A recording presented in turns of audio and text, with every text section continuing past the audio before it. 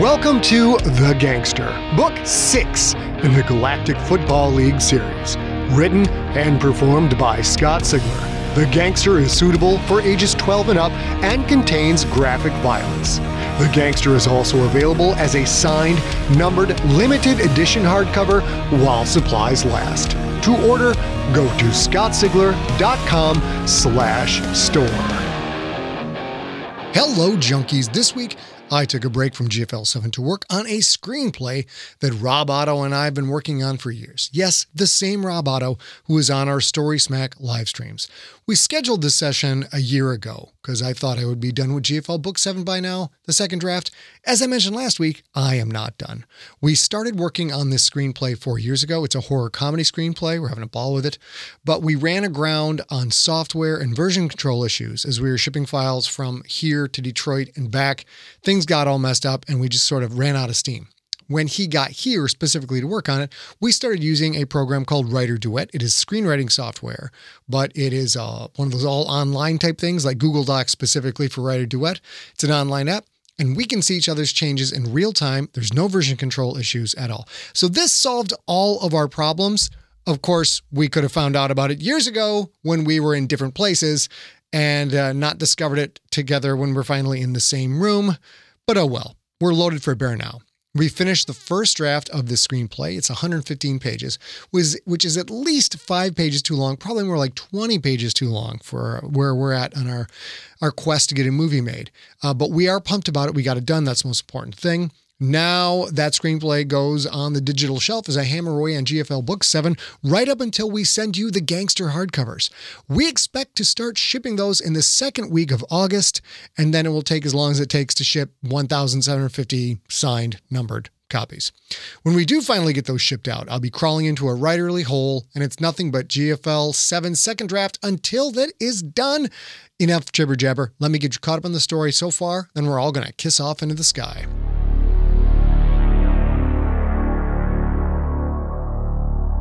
Previously on The Gangster, Quentin has given Gredok the Splithead the gender-changing gibbeljuwance hormone. Now, all wait to see if Gredok lives or dies.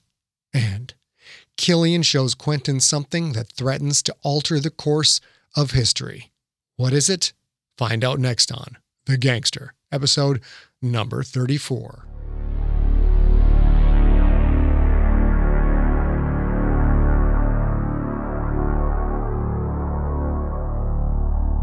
The beginning.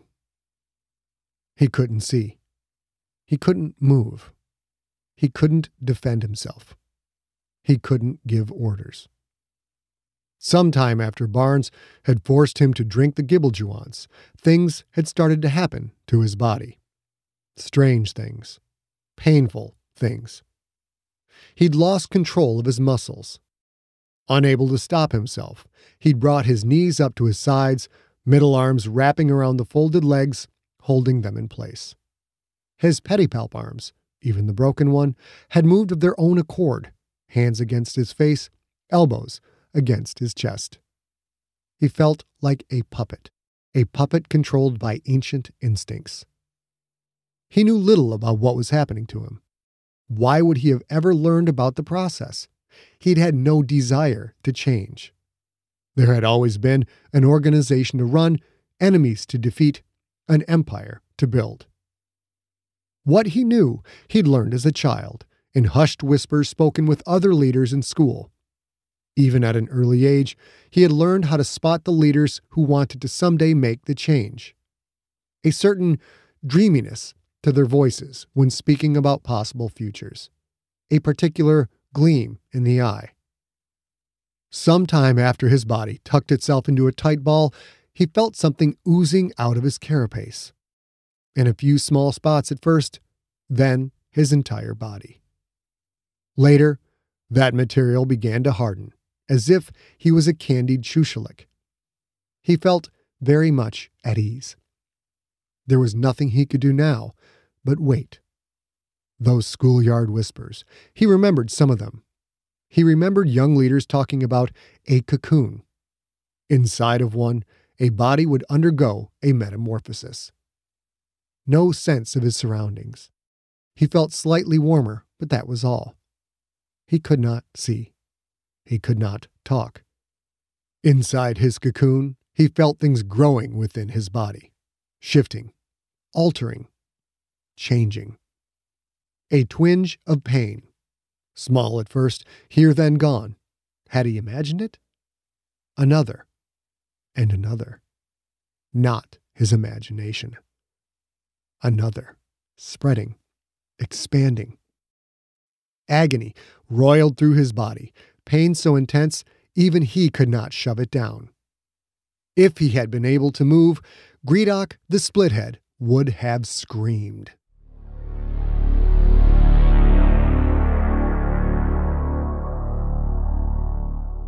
Cold. When the mine had been abandoned, the owners had basically shut off the power and closed the airlock doors behind them. Thanks to the cold of space, the dining area's cheap tables and chairs, designed for warriors, workers, and leaders, had easily endured the test of time.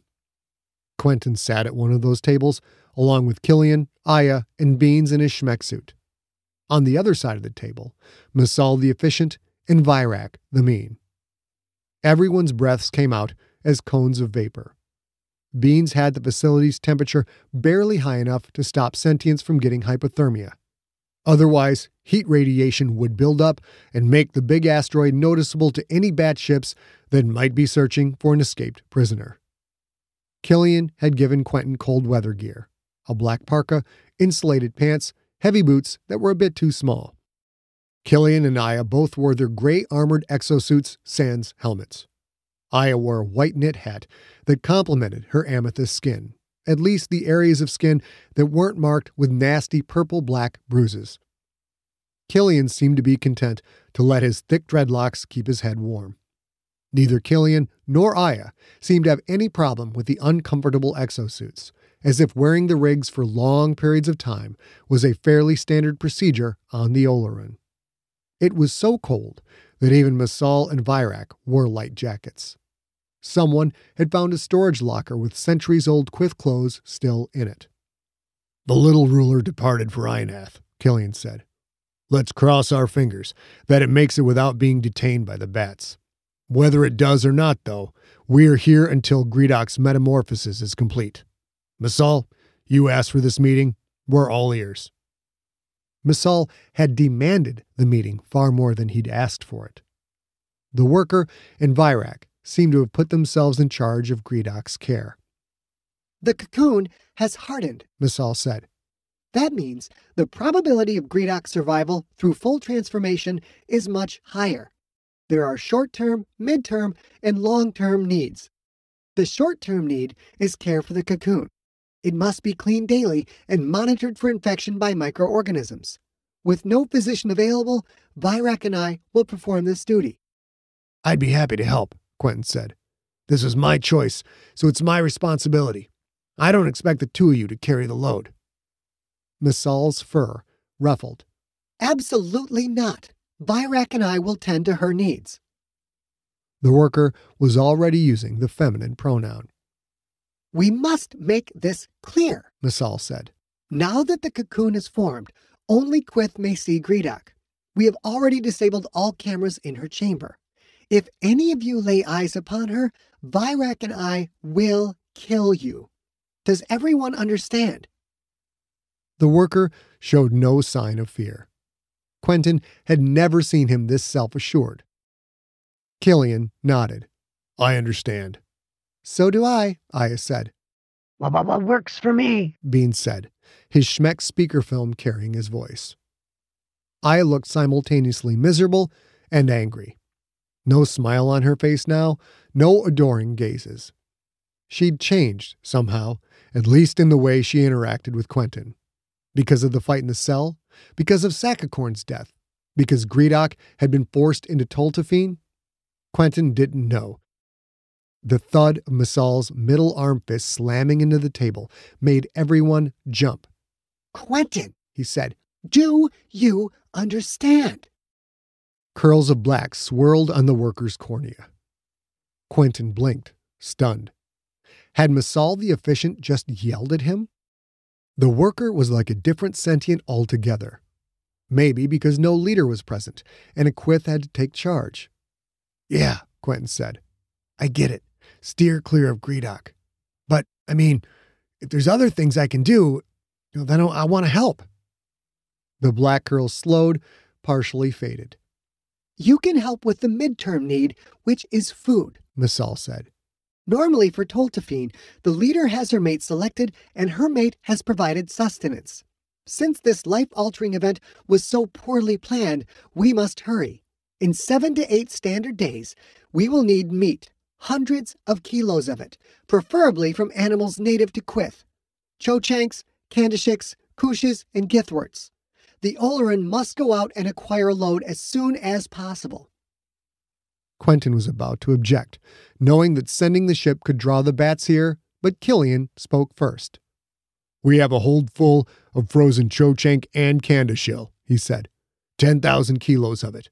We have plenty. And 200 live Githworts." Misal turned slowly. He looked at Aya for a moment, then addressed Cillian. "You have Quith meat," Misal said. "Tons of it. Why?" Aya answered. "It's what we were hauling when I got Sakakorn's message about Quentin being imprisoned at the borehole. We reacted immediately to rescue him. Come to think of it, Skipper, I guess we're on the hook for that missed delivery, eh?" "We won't be popular with that dealer, that's for sure," Cillian said. "We'll have to make it up to him later."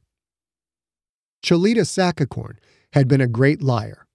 Aya Omiata, however, was not. There was more to the story than she was telling. "Such a fortunate coincidence," Misal said.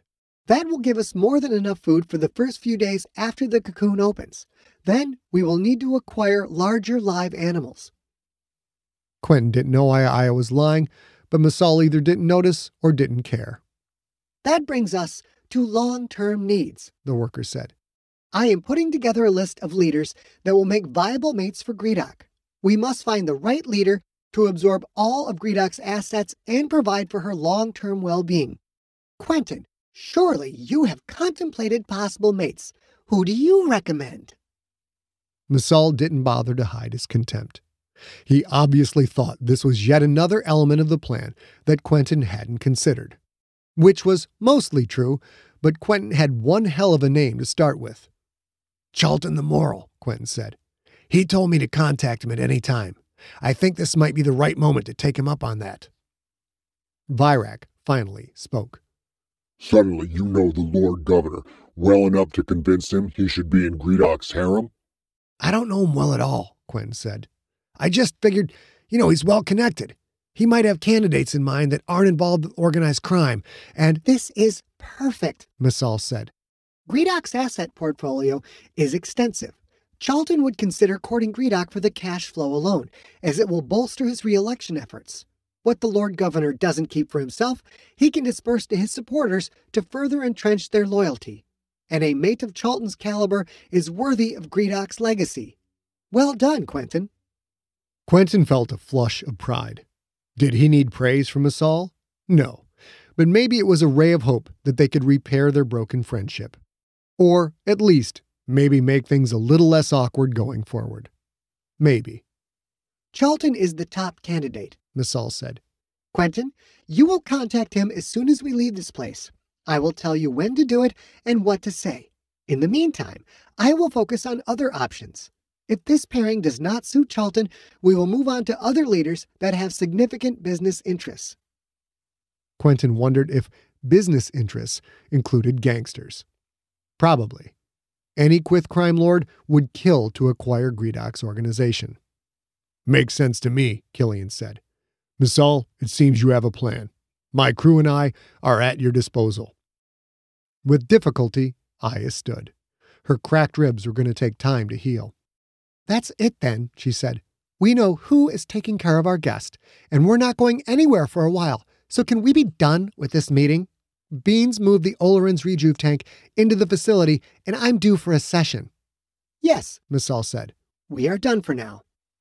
Cillian stood. "Quentin, since your services aren't needed for Gredok's care, I could certainly use some help. Beans says it's safe to do cold maintenance on the Oleran as long as we don't activate any systems on the ship. I'll have Zan drop an assignment chart. Do you mind getting your hands dirty? Quentin shook his head. Not at all. He would be happy to do something other than sit on his ass and let everyone else do all the work.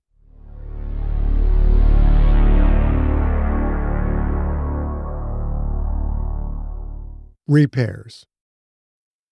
Fingers squeezing the trigger, the gun kicking in his hand, the hole in Sandoval's head. Sandoval falling, his life gone before he hit the floor. Quentin woke with a scream, staring into darkness. The lights had gone off in the locker room. Coach was in here, on the floor. Coach needed help. Quentin shivered, but not from the nightmare. Cold air clawed at his skin. He wasn't in the locker room. Reality rushed in. He was inside an asteroid, many light years away from Jupiter, away from Ionath, light years away from Becca. Quentin sat up, sending pains through his body, through his head. His fight wounds were still with him. Only for a few more days, though, thanks to Beans bringing the rejuve tank into the complex. At least Quentin's teeth were fixed. He gathered up the thin blankets he'd kicked off in the night, wrapped them around himself. He was sleeping on the floor. The room's ancient cot was far too small for him. "Lights," he said, and the room's lights came on. How long had he slept? He checked the dim display on the wall. He'd slept for 5 hours, perhaps 6. He couldn't quite remember what time he'd gone to sleep. Maybe this had been a miner's room, or an administrator's. No way of knowing. At least the floor was tiled and flat, not lumpy stone, and for that he was grateful. 4 days since Quentin had force-fed Gredok the gibbeljuwance. 3 days since the little ruler left. Had the yacht made it out of Concordia space? Had the pilot delivered Gredok's confession to Danny Lundy? Were the wheels of justice again turning the right way? More important than any of that, did Becca know Quentin was safe?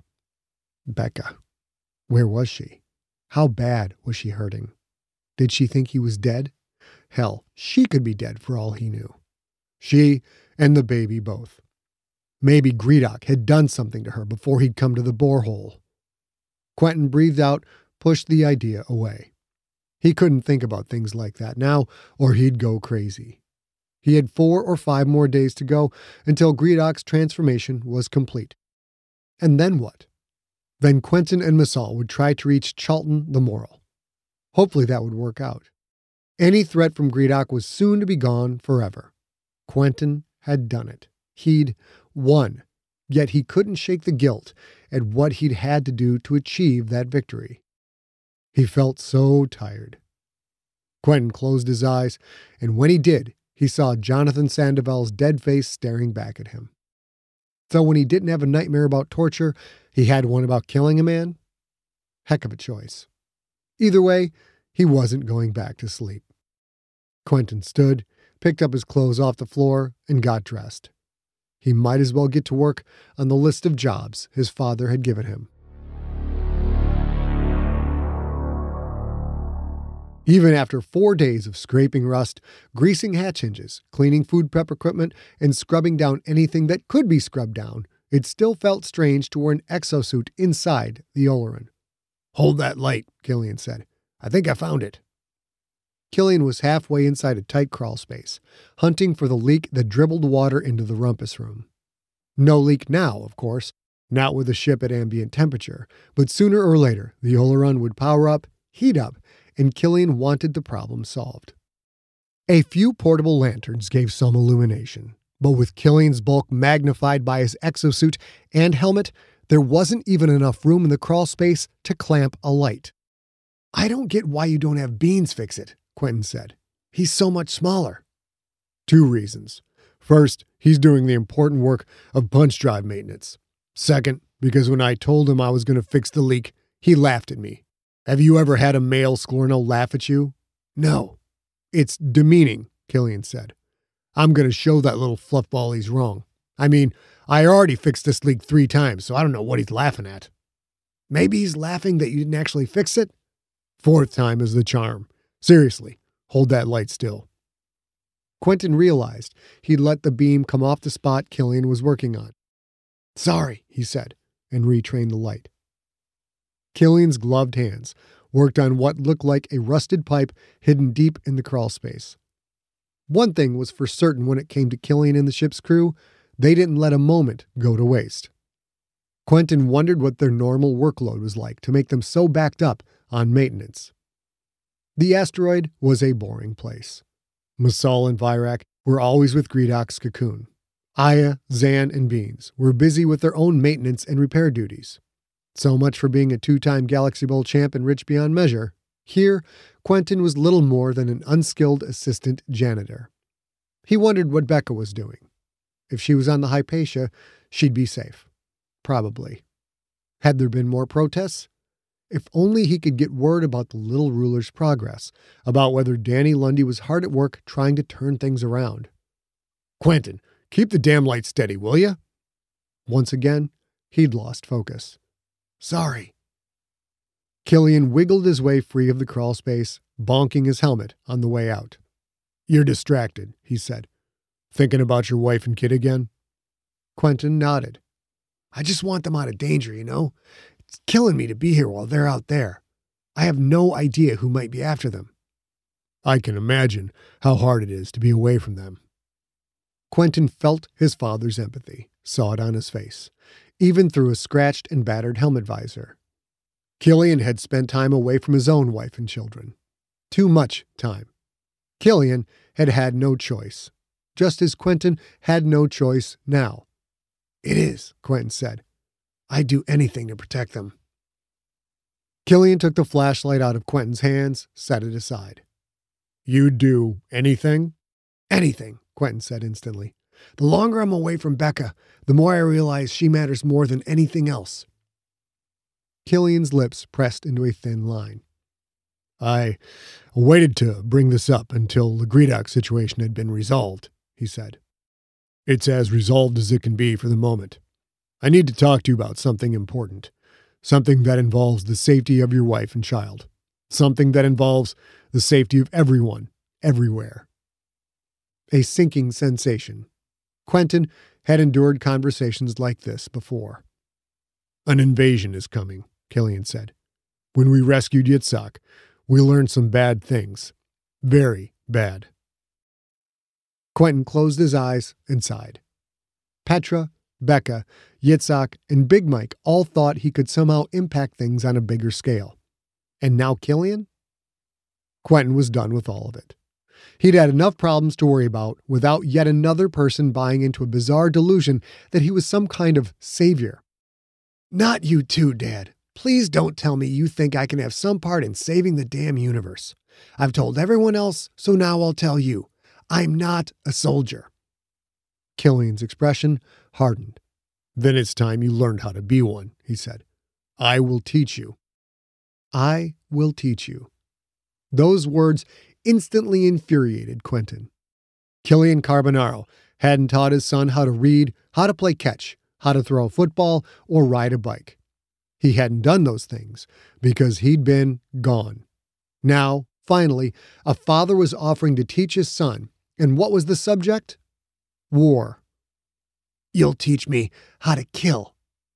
Cillian nodded. "When it comes to that, I'm not just good, I'm the best. I'm not proud of it, but I don't deny it either. Whether you step up and use your gifts to help fight this invasion or not, there's going to be killing. Killing on a scale you can't comprehend. The only question is, when the killing's done, will you and I still be around? Will your wife, your child?" A message just like Petra's, just like Becca's. It shouldn't have made a difference if the message now came from his estranged father, but it did. It was all Quentin could do to keep himself alive, let alone millions of others. "I'm a football player. That's all I am." He'd said those words before. Before, he'd said them with conviction. Now, the words sounded hollow, even to him. "Come with me," Cillian said. "I need to show you something."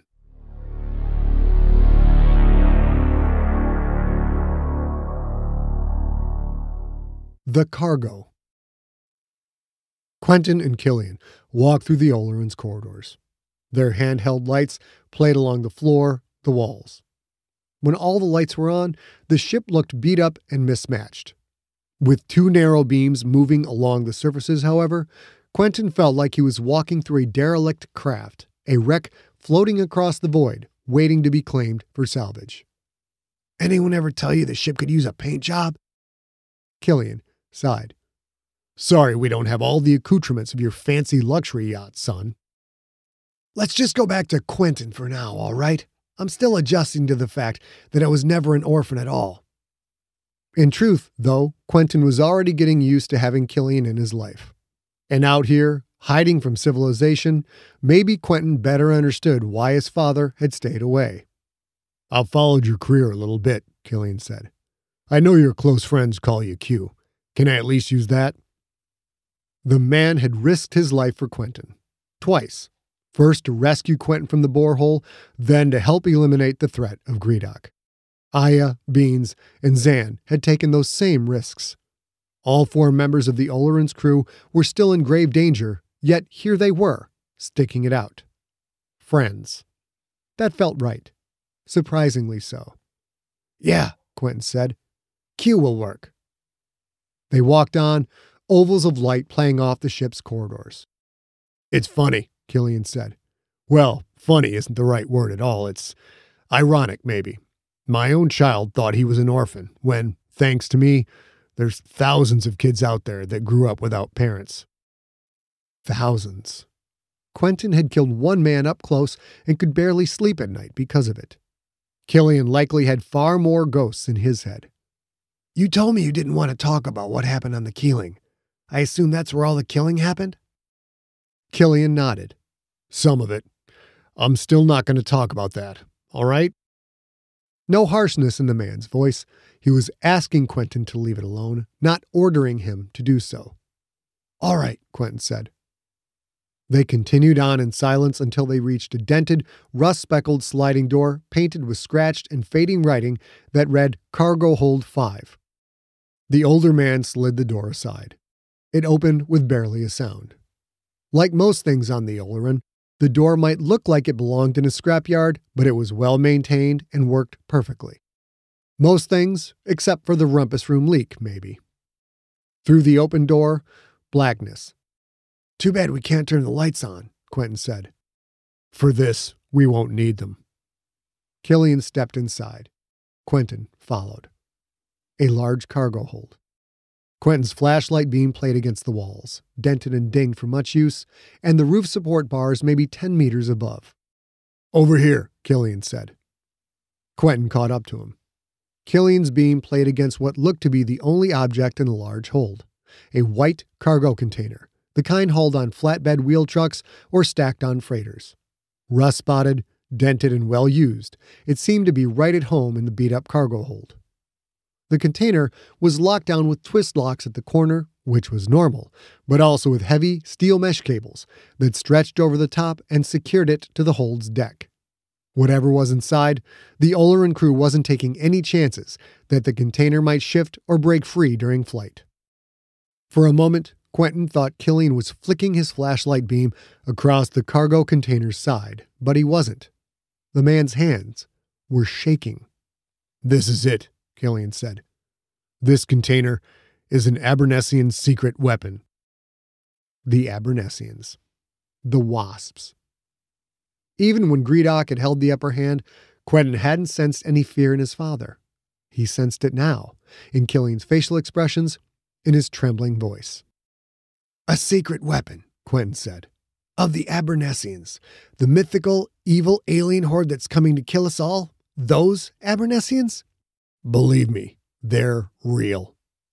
"Why exactly do you have an Abernessian secret weapon?" "It's a long story," Cillian said. "Come take a walk around it with me." Was the man crazy? Was this a setup somehow, maybe perpetrated by Petra Prowat, to get Quentin to buy into all this hero crap? They slowly walked around the container. Cillian remained quiet.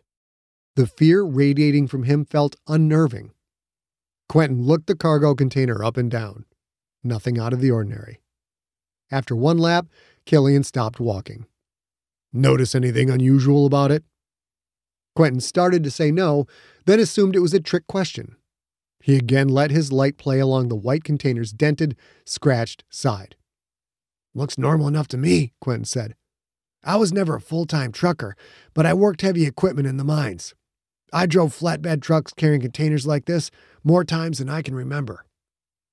Cillian nodded. "You wouldn't give something like this a second glance, right?" "Probably not. If it walks like a round bug and hisses like a round bug, then you think it's a round bug, right? You gonna show me what this weapon is or what?" Cillian handed Quentin his flashlight. "Point that here," the older man said, tapping the side of the cargo container. Quentin did as he was told. Cillian knelt, pressed his hands to the cargo container's side. He patted his palms 3 times, paused, tapped twice, paused, then gave 4 more taps. He moved his right hand in a clockwise circle, his left counterclockwise. Quentin noticed his hands followed 2 faint, brownish circles smeared on the white surface.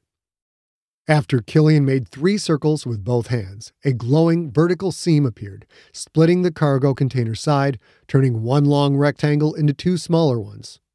One of the rectangles rolled to the left, the other rolled right. As they did, the cargo hold filled with pale blue light. Quentin stared in at a mass of gleaming, clear material that glowed various shades of blue-white. He saw things that looked like transparent pipes, but weren't. Things that looked like valves, but weren't. Glistening blocks that seemed as dense as granite. Filaments as delicate as a spider's web. A cargo container filled with a bizarre art display made of ice and diamond and glass. He had never seen anything like it. He suddenly felt small, microscopic, insignificant, as if he was in the presence of something godlike, something that made his skin crawl. He now understood Cillian's fear. "What is this? It's a weapon? What does it do?" "It kills planets," Cillian said. The simplicity of the statement caught Quentin off guard. It also brought him back to his senses. "Let me get this straight," he said. "The alien invaders that are supposedly coming to wipe out life in our galaxy are going to, what, blow up planets with a bomb that looks like a cargo container? And said cargo container is somehow in the possession of my father, whom I would have never known about if I hadn't been arrested by the bats, and when said father rescues said son, said father has said super-duper planet-killing mystery weapon just sitting in a cargo hold? How about a few details?" Cillian raised his hands, palms out, to the same place he'd had them before the container's sides had slid away. He made 3 circles, but in the opposite direction. Counterclockwise with his right, clockwise with his left. The container's sides rolled back into place, locked home without a sound, returning the cargo hold to darkness. "Let's get a brew," Cillian said. "I'll tell you what I know." Quentin shook his head. "How about we stay sober for this one?" Cillian's eyes narrowed. "What's that supposed to mean?" "It means I think you drink too much," Quentin said. "This is important stuff, so—" The overhead lights flickered, came on full. Quentin felt a thrumming under his feet, machinery somewhere in the ship flaring to life. "What the hell?" Cillian said. He pressed a button on the side of his helmet. "Zan, come in. What's happening? We're supposed to be in mothball mode." Quentin heard Zan's response in his own helmet.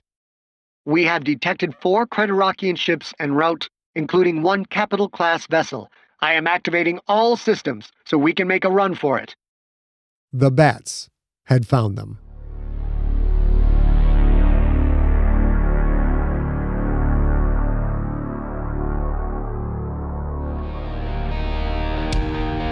You have been listening to The Gangster, Book 6 in the Galactic Football League series, written and narrated by Scott Ziegler.